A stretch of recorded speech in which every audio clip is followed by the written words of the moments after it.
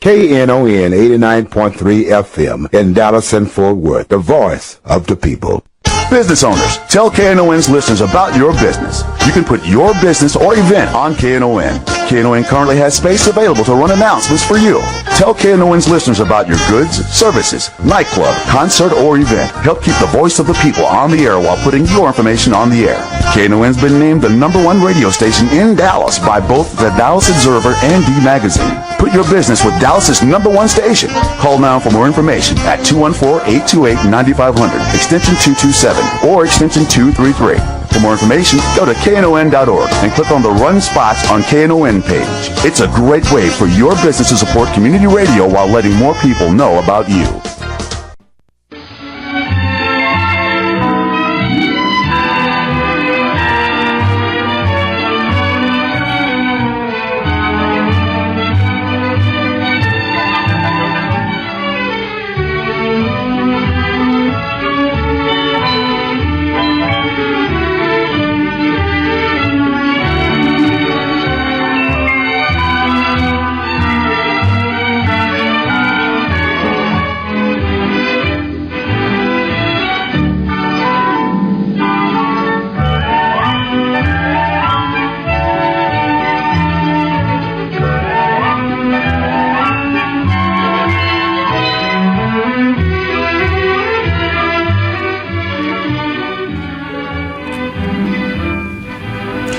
Good morning. Good afternoon. Good afternoon. I'm still confused about that. Good afternoon and welcome to Lambda Weekly. Well, for our guest, it's still good morning.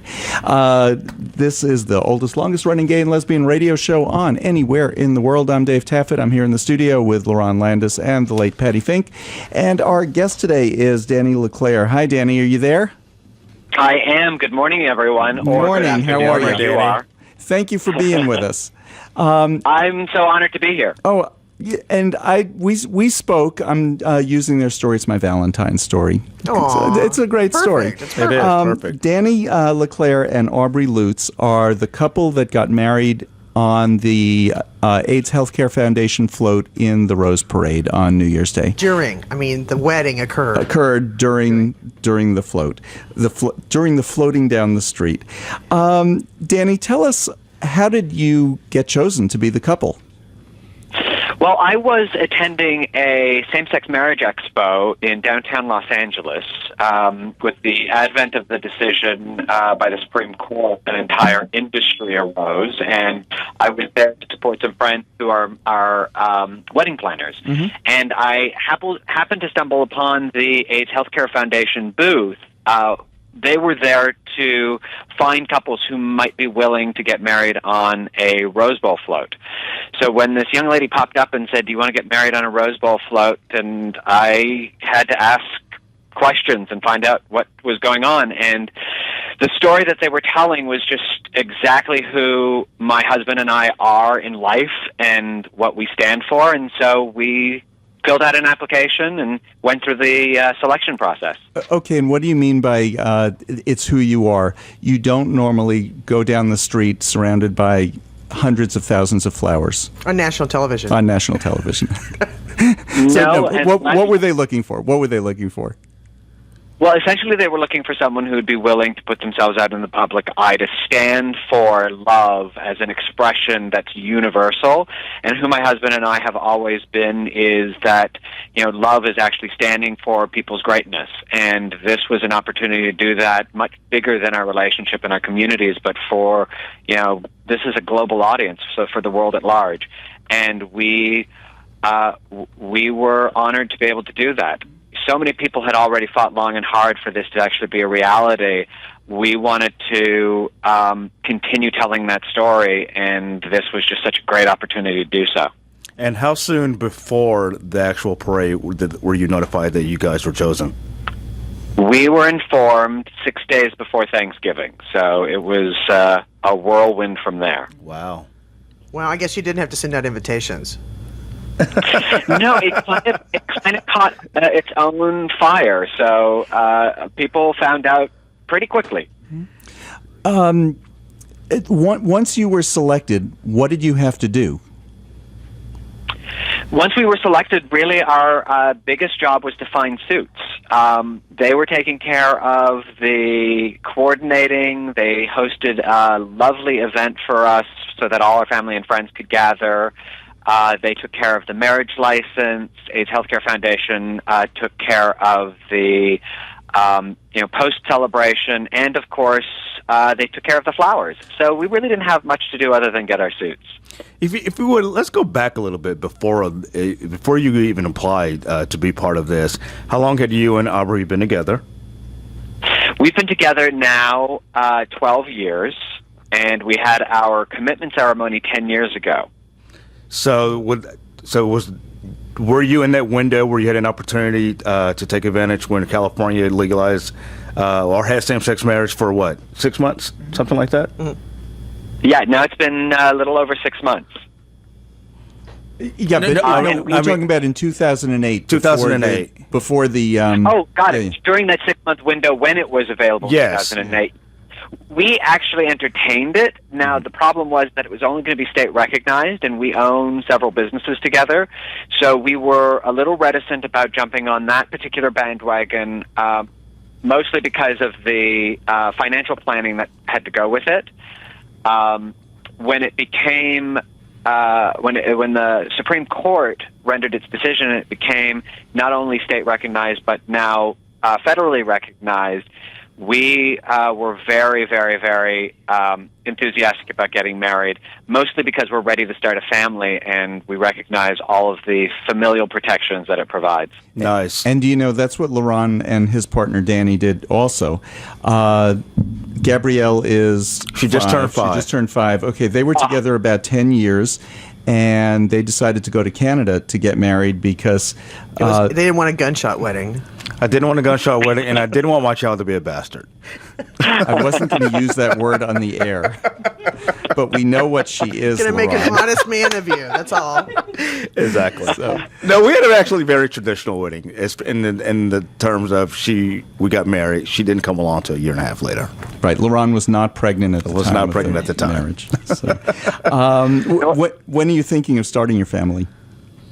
We're in the research stages right now. One of the biggest conversations we're having is adoption, surrogacy, or both. Mm-hmm. And we're gravitating towards adoption because we recognize so many children need homes. Mm-hmm.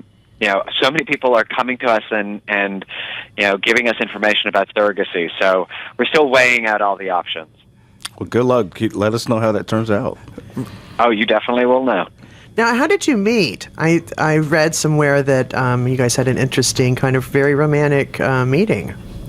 We did, in fact. I always say that the process of meeting started on that fateful September 11th day.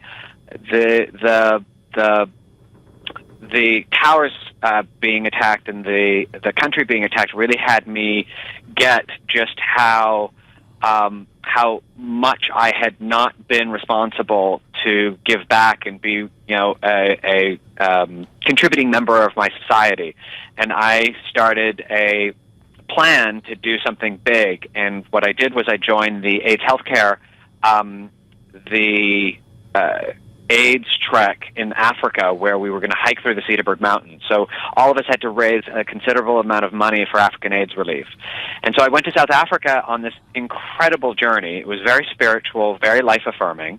And when I returned, I had severe jet lag. So I decided to go out to a nightclub.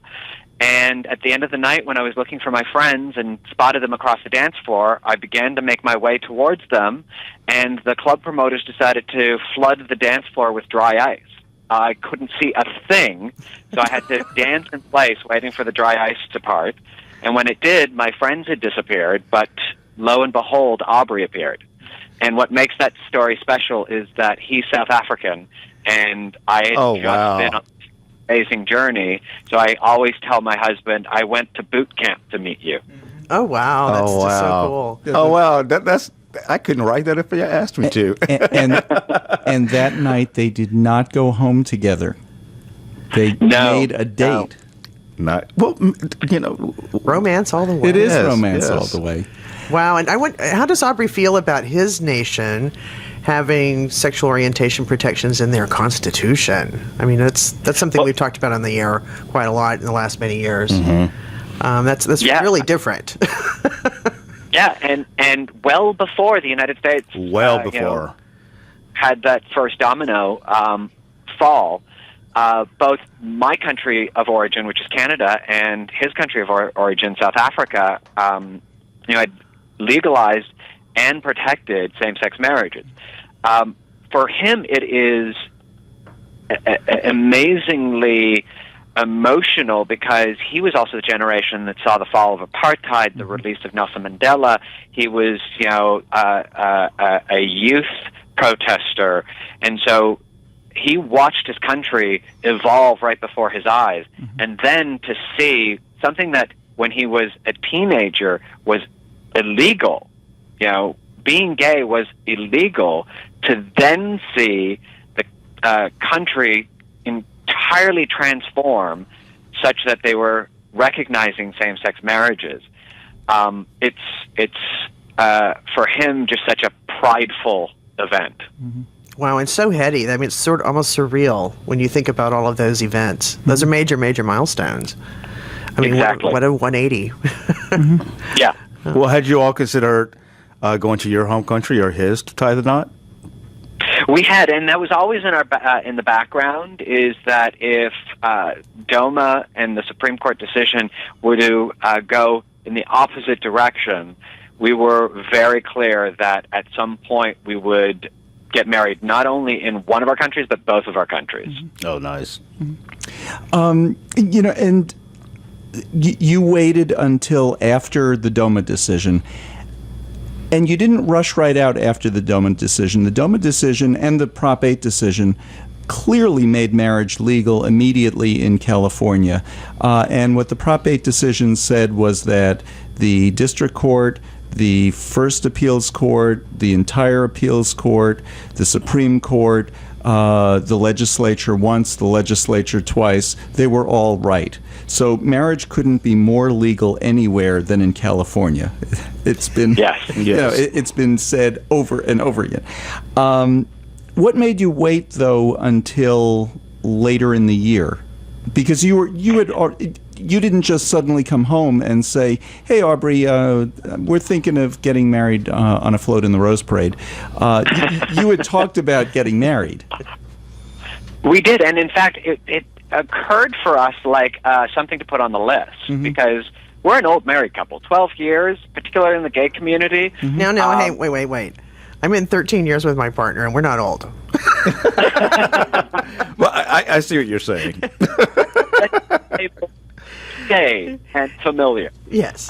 We just recognize that we're married, no matter what documentation was still outstanding. We were married, and so the idea of getting legally married for us was something that was fait accompli. It was going to happen.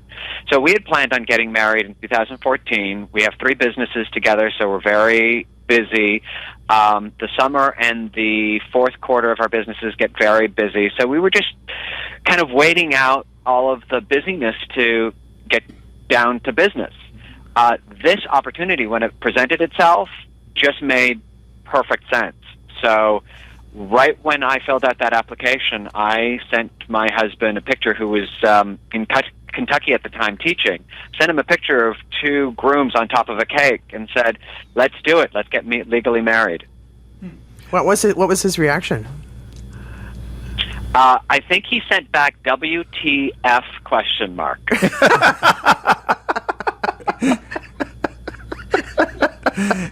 And then you sent to him, "Oh, you don't understand. Not only are we getting married, but we're going to create a national controversy." And we'll get to that in a couple of minutes.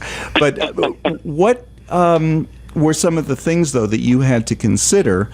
Because it wasn't clear what this decision, what the DOMA decision meant right away. So were you waiting to see what some of the fallout, the guidance and the fallout and some of the rulings from different departments were going to be, and how it would affect you before you decided to actually legally get married?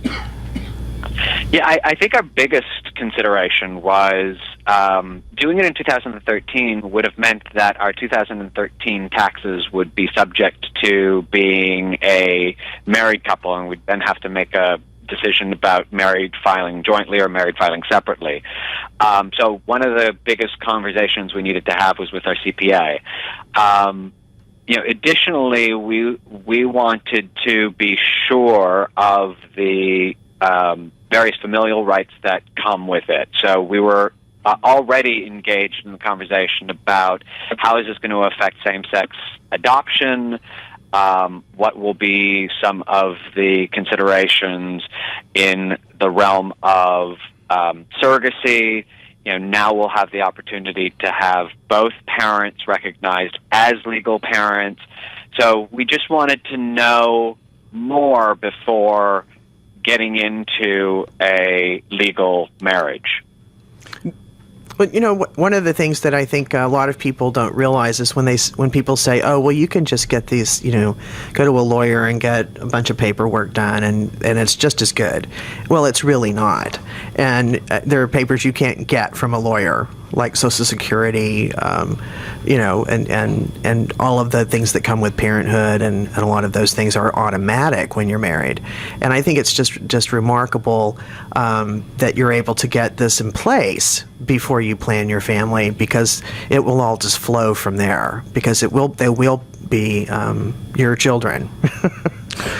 Absolutely, and that's when we were debating this during Prop 8, and as the arguments were being formed for the Supreme Court decision, a lot of people were focused on the right to marry, love who you want, all of the sentimental conversations.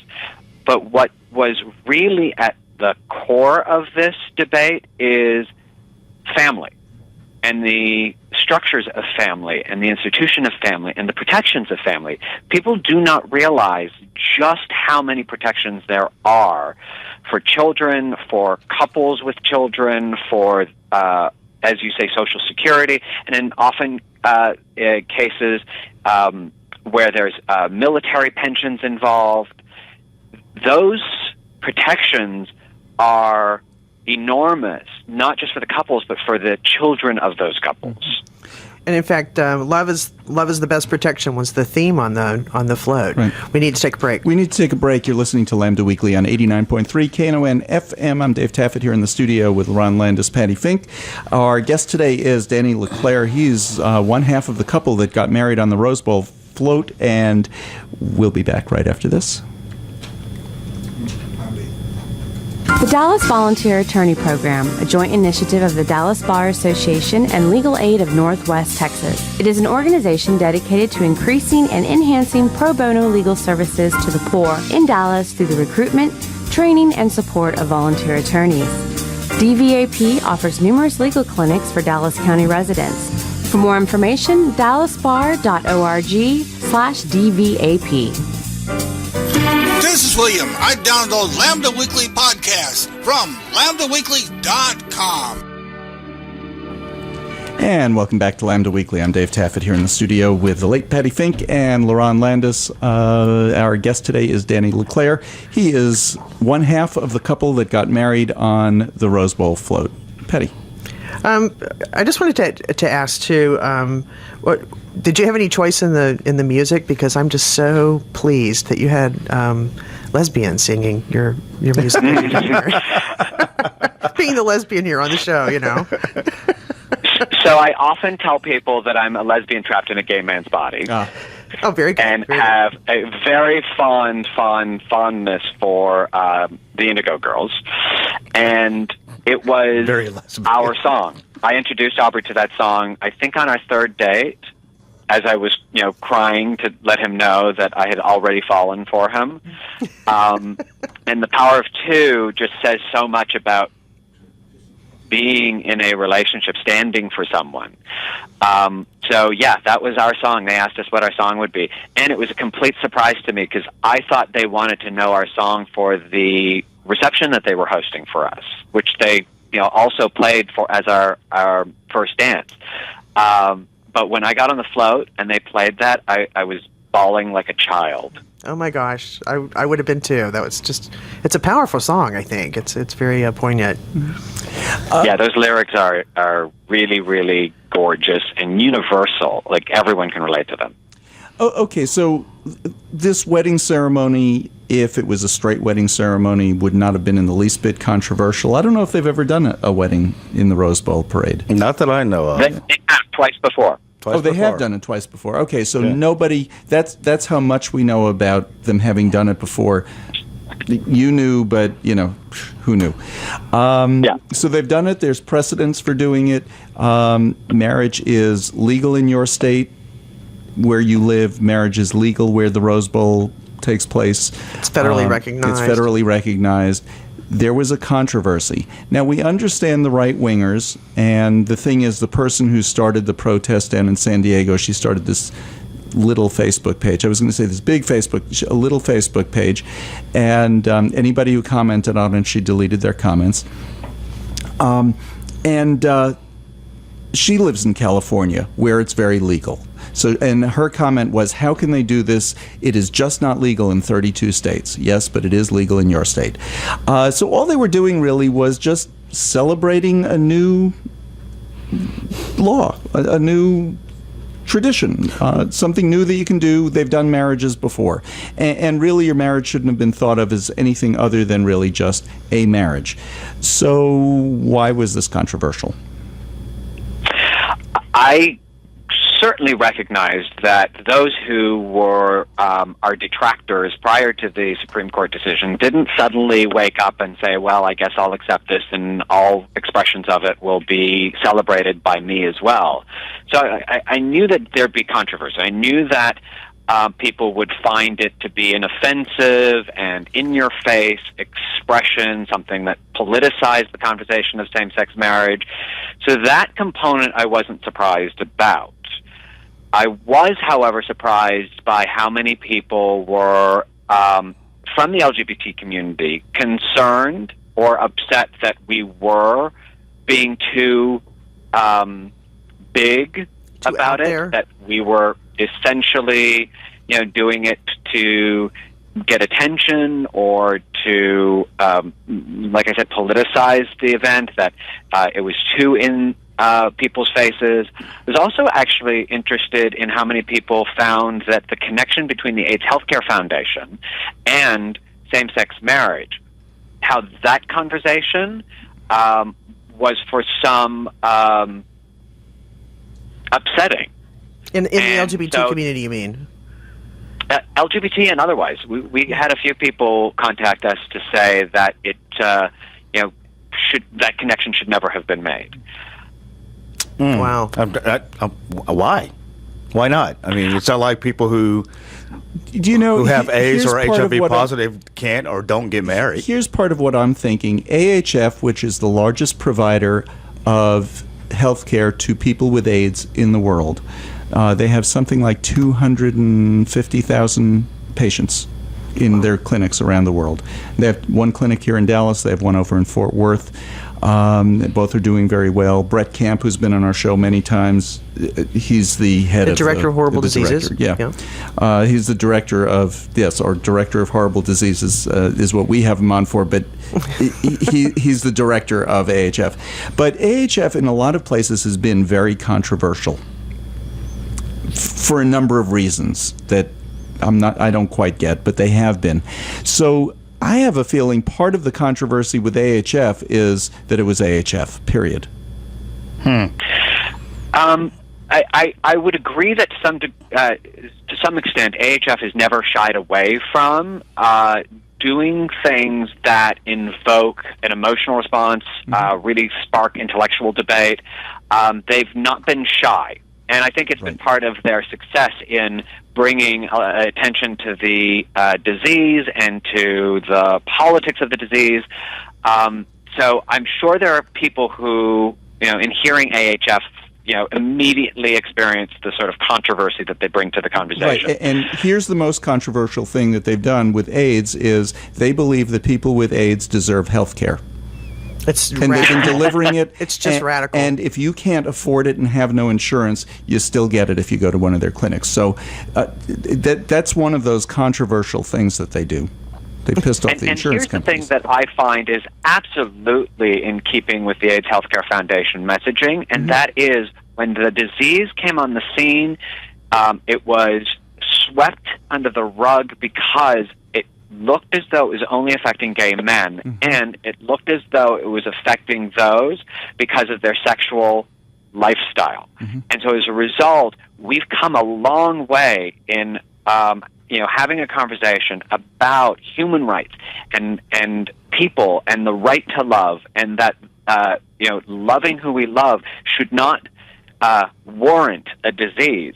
So the fact that we're here celebrating the institution of marriage in the LGBT community is exactly where this conversation arc led to, and has the AIDS Healthcare Foundation one of the most appropriate organizations to celebrate same-sex marriage. They weren't the first float that was supposed to do this.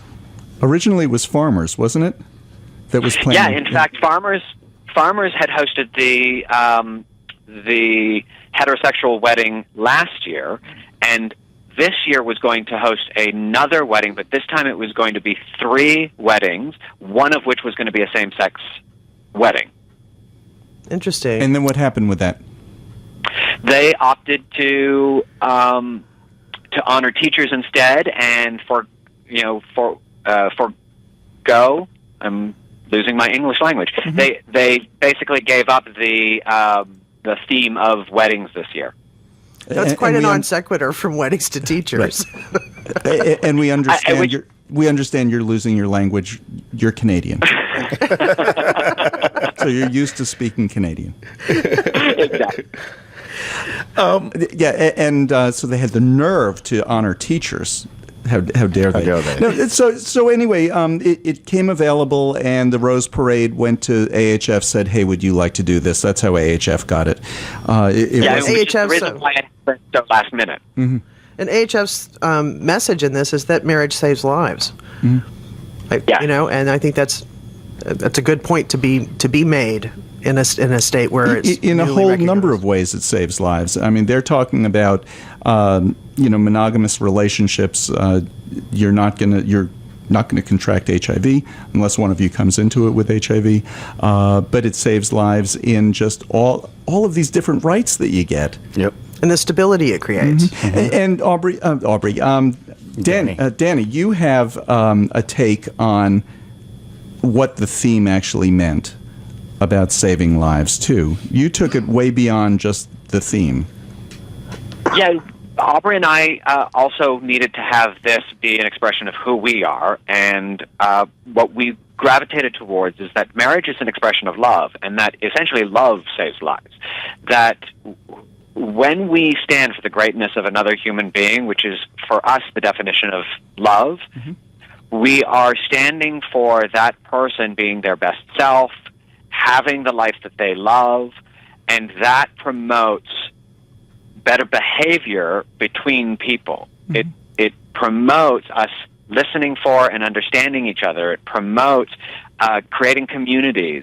And so for us, this was about having everyone express their love for each other and to really celebrate what it is to want nothing but the best for our communities. I wanted to go back to the controversy from our own community a little bit.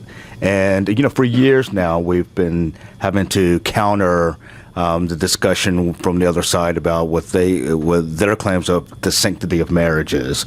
It's this lifelong commitment between one man and one woman. And when, except for Britney Spears. Except for Britney Spears, who got married for 55 hours. Or, these shows with, Who Wants to Marry a Millionaire, The Bachelor, yada, yada, yada, who are essentially marrying strangers.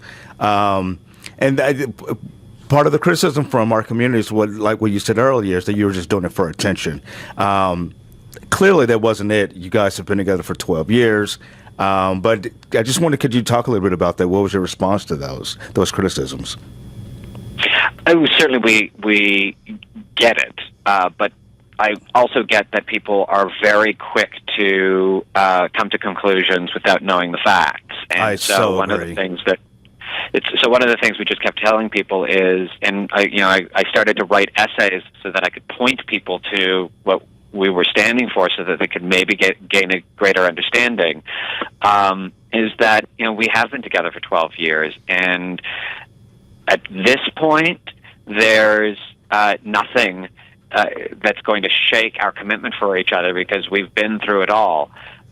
This was solely for us to be able to show people what it looks like to be in a committed relationship and to be in love.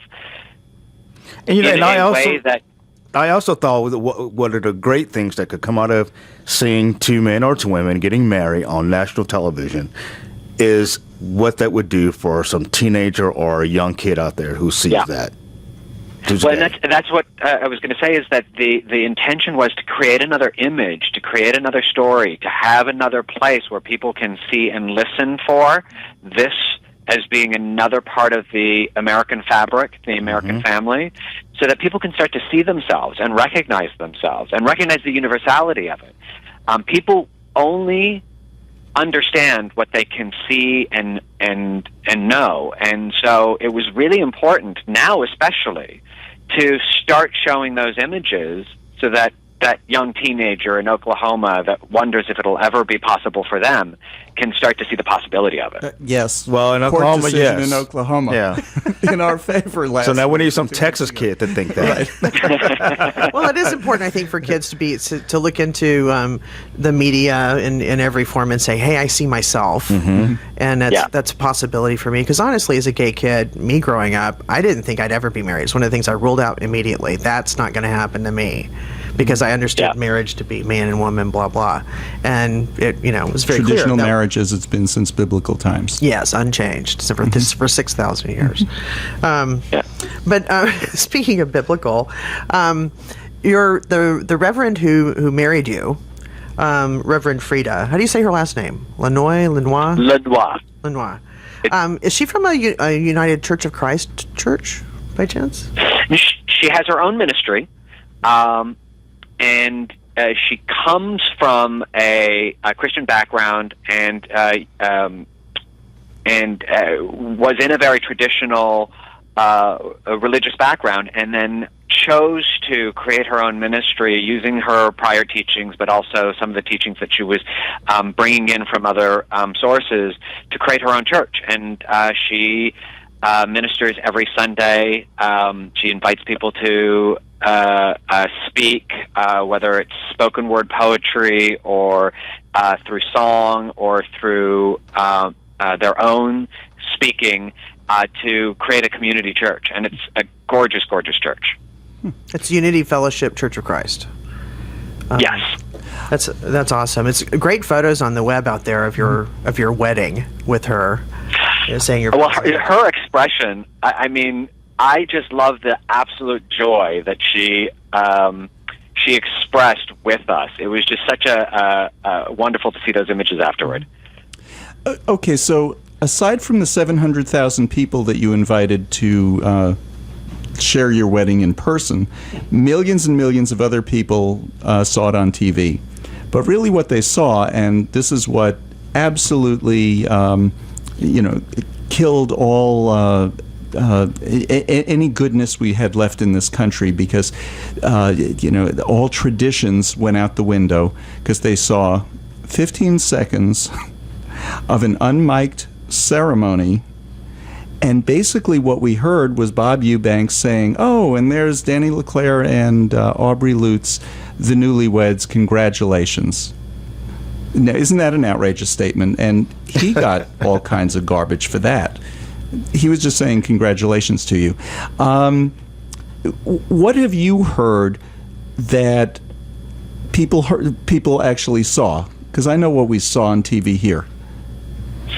I heard so many different stories. Unfortunately, there were certain markets and certain stations that opted to cut away prior to our float and come back after our float. Okay, so some places just completely cut it out. Yeah, there were other markets that claimed the time available had run out just before our float and cut away, how convenient. preparing to go straight to football. But from what I understand, they cut away 8 minutes prior to the start of football and basically played 8 minutes worth of commercials. And then I believe Hallmark Channel and KTLA-5 here in Los Angeles, which then has feeds in other local stations throughout the country. They were the ones who had the most fulfilling coverage in that they featured the float, they featured us, in some cases they featured the kiss, and then actually spoke about the wedding.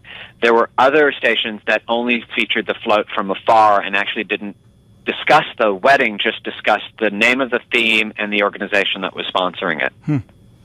Isn't that interesting, though, that I just don't think this is controversial anymore. But maybe that's me. Yeah. I just didn't have problems coming out. I just, just being gay, it's just it's who I am.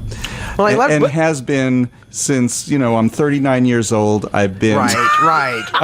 I've been this way for the last years. So to me, this is so non-controversial. Two guys got married, so what? And I don't mean so what, who cares? It's always nice when two people get married. It's just not controversial. But there just wasn't that much of it on TV. The It's amount just of one of those controversy... things, we just need to see more of it until people are used to it. Of course, and again, that was the whole reason for us to stand up on top of that cake. The good news is that the news media found it incredibly noteworthy, and therefore had the conversation and the imagery out there in droves. It was just the actual broadcast that played it safe. Now, one of my favorite lines I read that was shouted from the crowd was, "Where are you registered?" Were there some enthusiastic people in the crowd as you were getting married? And what were you hearing along the route? Yeah. I have to tell you, the thing that was the most surprising about the day was just how vociferous people were on the parade route. We heard entire sections of stands, and we're talking students from the schools. I think it was Michigan State that was, the most organized around it. They would all yell "congratulations" at the same time, or "we love you" at the same time. That's awesome. We saw signs with our names on them. There was one girl near the end of the route that was screaming bloody murder like we were rock stars. And we looked over and acknowledged her and pointed at her, and she got all excited. And the person that was next to her just screamed out, "She's been waiting for this all day." Oh, wow. It meant a lot to a lot of people that this was happening. So you were really able to interact with some people in the crowd? Yeah. And we saw maybe a dozen, if not, a little more people who booed or, thumbs down. But the crowd around them, when they witnessed their descent, would just get louder and louder to eclipse them. Great. Nice. We need to take a break. Danny, stay with us. We have one more segment to go. I'm Dave Taffet here in the studio with Lerone Landis and the late Patti Fink. See, Pattie, what you do to me? I'm all choked up. I won't be when we get back after this break. Take it away. Thank you. Sparky's Pals reminds you that your pets don't have cell phones, so make sure they can find their way home if they get lost. All pets should wear identifying tags and be microchipped. For more information, their website is www.sparkyspals.org. Their phone number is 214-823-7257. This is Jake Winters from Leicester, England, and I listen to Lambda Weekly on Knon 89.3 FM. And that was a quick break. I'm Dave Taffet here in the studio with Lerone Landis and the late Patti Fink. This is Lambda Weekly, and our guest today is Danny Leclair. He is one half of the couple that got married on the Rose Bowl float. Lerone. Danny, I just wanted to talk to you already. Could you talk a little bit about what it's like, aside from the wedding, just what it's like in the atmosphere in your community or in California? Because I know a lot of times there's misconceptions about where people live and how things are, and we know that legal equality doesn't always translate to social equality. Like, I know people think, oh my God, it must be really, really heinous and bad for gays and lesbians in Texas. And it's not as bad as you think. We live in Dallas. We live in Dallas. But even then, if they've never been to Dallas, they don't know. It's actually okay. It's actually more than okay. It's not completely out of the norm to see a same-sex couple out and about in the city walking around holding hands and nothing's been said about it. But after the show, I'm going to go by and try to pick up some prescriptions for my partner, Aaron. And we've already discussed, what if they don't honor that? You know what? I mean, it's just a simple little thing. She's out of town. But that's funny. I do that all the time on a regular, because Danny takes regular high blood pressure medication. I've never had an issue. See, I said, don't call ahead. I'll just see how they. Yeah, just see how they act. I want to be impressed when they just do it. So I wonder, for Danny in California, probably what everybody thinks is that everything's just totally cool in California. Nobody ever bats an eyelash. Gays and lesbians just have it totally cool there. There's nothing. Just what is your take? What's the atmosphere like there? For us, we live in Los Angeles. Our community is multied and varied, and we don't ever think twice about showing our affection for one another in public. But I recognize we live in a bubble, and we can travel a little ways out of the city or into south, east, central, and we start to recognize that it might not be as safe for us to be, overtly expressing who we are as a same-sex couple. You do recognize that there are still pockets of communities that, retaliate against that kind of expression. And we've had circumstances here in the city, not in the not too distant past, where a lesbian couple was beat up because they were recognized and acknowledged as being lesbian. So you do have to rethink that sense of security, sometimes pretty close to home. Now, as far as day-to-day living, I don't even bat an eye. Similar to David, I've been who I've been for years, and I've stopped having that be something odd or different. I am who I am, and I think that's what starts to happen, is that people get to know people.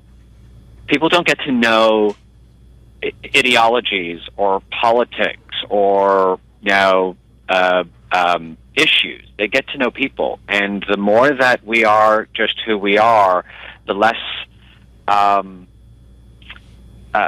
and strange it becomes. And that's how we've lived our lives, which is the reason why we have such an amazing community around us. So when you're out and about and you're not with Aubrey, or perhaps even when you're together, do you introduce him or refer to him as your husband? Yeah, well before we actually got married. It seemed like the appropriate way to refer to each other. And what's funny is Lerone, after they got married, he kept saying on the air, well, my partner Danny, and I kept correcting him, your husband. But you know what? You'd be proud of me. For a year. Yeah, you're right. It was habit.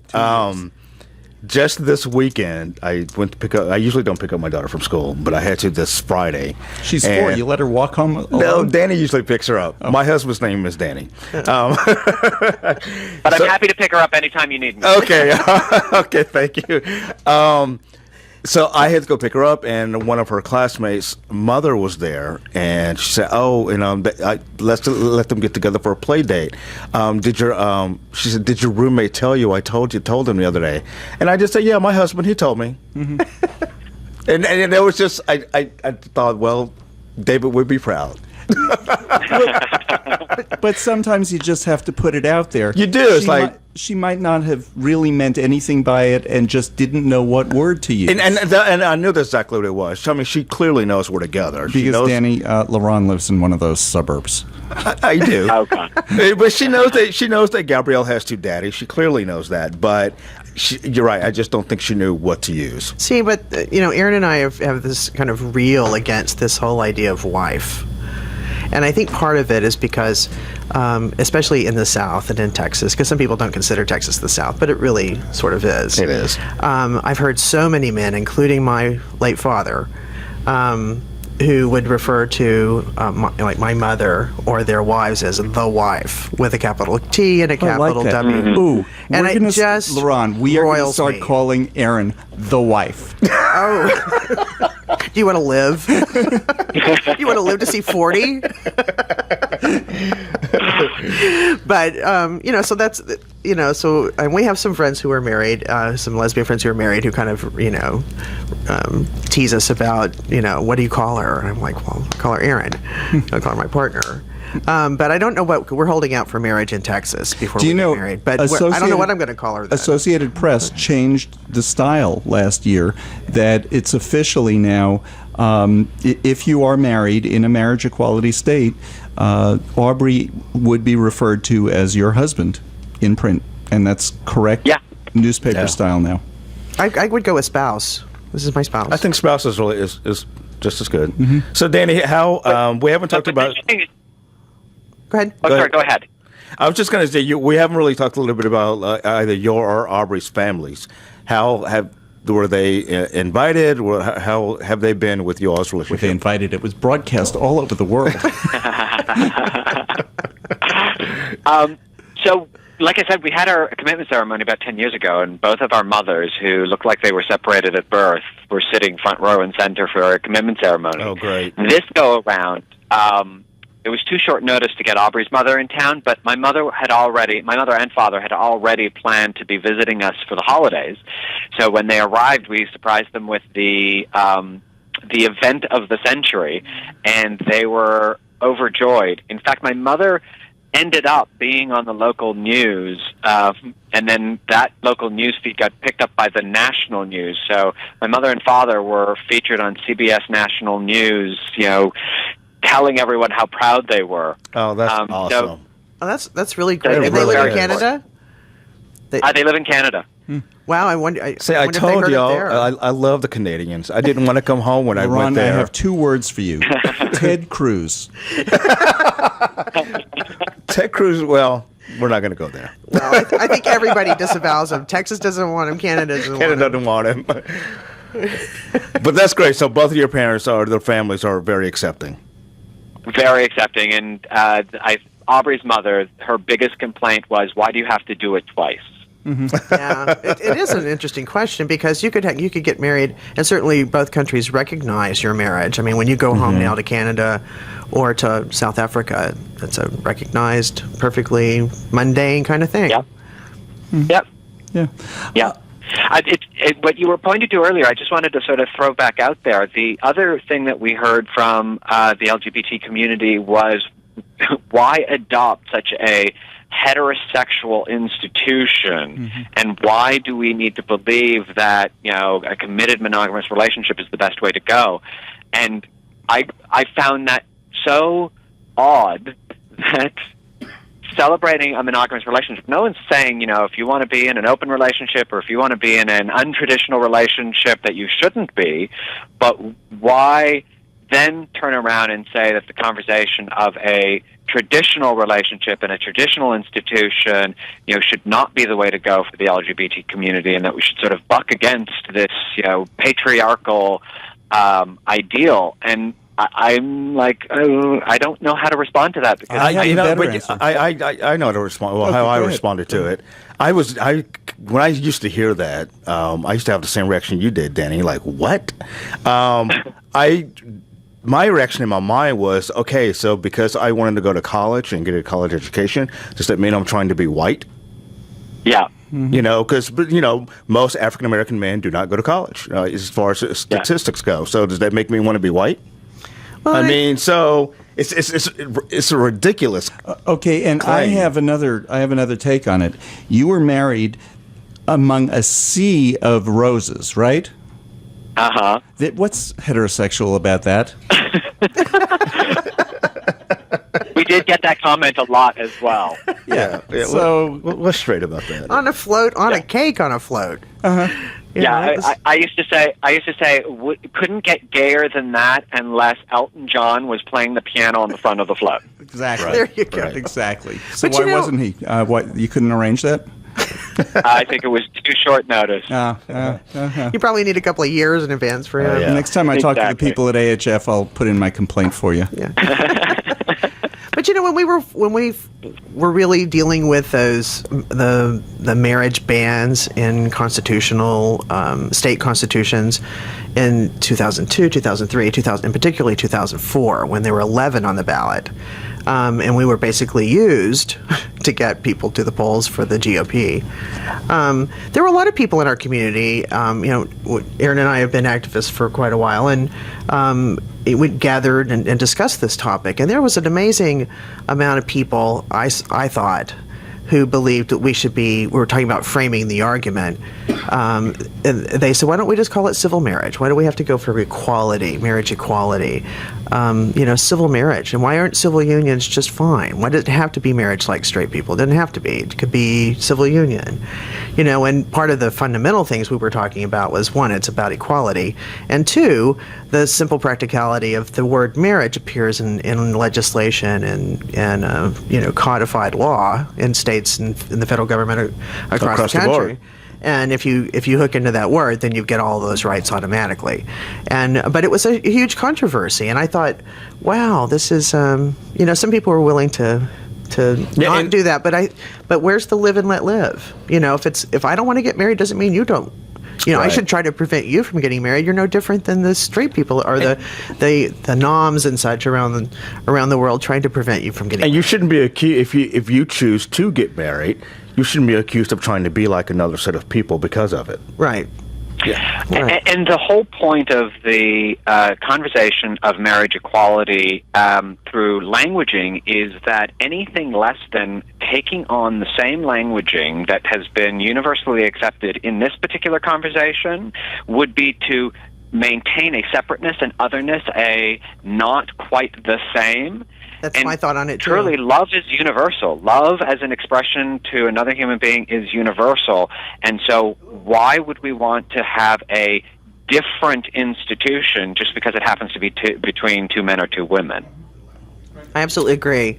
And, I think people have come around since then and seen where when we speak about equality, we really mean equality. Like every last little bitty thing. The right not to testify against your spouse in court, that kind of thing. It's every one of those 1,400. Yeah. And there's another good reason to bring marriage equality to states like Oklahoma. Some of our favorite people up there, their heads exploded.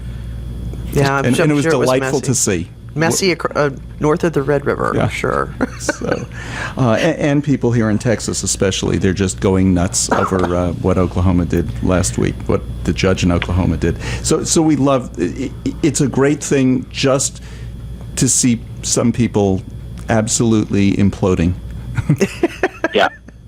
It seems petulant, doesn't it? Like, if you get it, then nobody gets it. Well, that's what they're talking about in Oklahoma. This is a lawmaker in Oklahoma is saying, well, we just won't have marriage for anybody then because we don't want the gays. Exactly. It just seems like a child would That is a child's reaction. And I heard somebody on the news talking about marriage equality, in Virginia, because it came up in Virginia this week. Yeah, their attorney general said they will not defend it anymore. Not defending. So they interviewed some people, and one person had the best answer. He said, I'm completely indifferent. It will in no way affect me. I don't care. What a great answer. He's right. The right answer. He's right. It is. Pattie and Aaron's marriage, if they were to get married or non-marriage, in no way affects me, and a heterosexual couple's marriage in no way affects me. That's the right answer. Yep. So, more people had that attitude, we'd be a lot better off. Well, like I always say, let the bigot show themselves, because the more they do, the more ridiculous. You know, the temper tantrum of the 2-year-old is on display. So we're running out of time. So Danny, when are you thinking of your adoption or surrogacy? When are you going to push this forward? We hope to have the process well underway by midsummer, and we're hoping that in late 2014 or early 2015, we will be including a new member to our family. Great. Well, that'd be great. How is California for adoptions with same-sex couples? Everything we're reading and all of the legal organizations we're talking to is indicating that it looks really good. We're still in uncharted territory, but there have been a lot of successes in this realm, so we don't anticipate too much of a problem. But you know, we had to obviously do a little groundwork before we went into that process also, and from what I understand, California is probably the best state for same-sex couples entering into parenthood, either via adoption or surrogacy. Even before it was legalized, same-sex marriage was legalized in California, they would put 2 same-sex parents on an adoption. Very few states, on a birth certificate, very few states would do that. So I think you're in a really good place. Yeah, we're Danny, very come happy. back and talk about it too when you're further Please in the do. process. Absolutely, you'll be my first call. Wonderful. Great. Well, you've been great. Yeah, thank you for being with us today, Thank you, Danny. Thank you very much. And that brings us to the end of another Lambda Weekly. Next week, Candy Markham's our guest, and we'll be back with more Lambda Weekly next week.